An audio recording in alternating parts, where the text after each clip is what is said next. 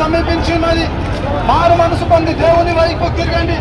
రాబోయే ఉగ్రత మీరు తప్పించుకోవాలంటే ఈరోజు యేసు ప్రభుని నమ్మాలి. యేసు ప్రభు లోకరక్షకుడై ఉన్నాడు. నీ పాపాల కోసము నా పాపాల కోసము కల్వరి శిలువలో మరణించున్నాడు యేసు ప్రభు. చాలా మంది ఏమనుకున్నారంటే పుట్టినాము ఇక చనిపోయినామని చెప్పి చాలా మంది అనుకున్నారు. చనిపోయిన ఎక్కడికి వెళ్తామో మీకు తెలుసా? ఎవరైతే యేసు ప్రభుని నమ్ముకుంటారో వాళ్ళకి పరలోక రాజ్యము, ఎవరైతే యేసు ప్రభుని నమ్ముకోరో వాళ్ళకి కంపల్సరీ నరకం ఇవ్వబడుతుంది. వాళ్ళు తప్పించబడాలంటే యేసు ప్రభుని నమ్మాలి. యేసు ప్రభు నిజమైన దేవుడు, మన పాపాల కోసం మరణించిన దేవుడు, మనకు శాశ్వతమైన జీవితం ఇచ్చే దేవుడు ఆయన. యేసు ప్రభు మాటలు చదువుకొని దేవుని మాటలు మా జీవితాలను మార్చిన దేవుడు మీ జీవితాలను మారుస్తాడు.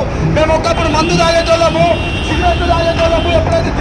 ఎప్పుడైతే యేసు ప్రభుని నమ్ముకున్నామో యేసు ప్రభు మా జీవితాలను మార్చివేసిండు.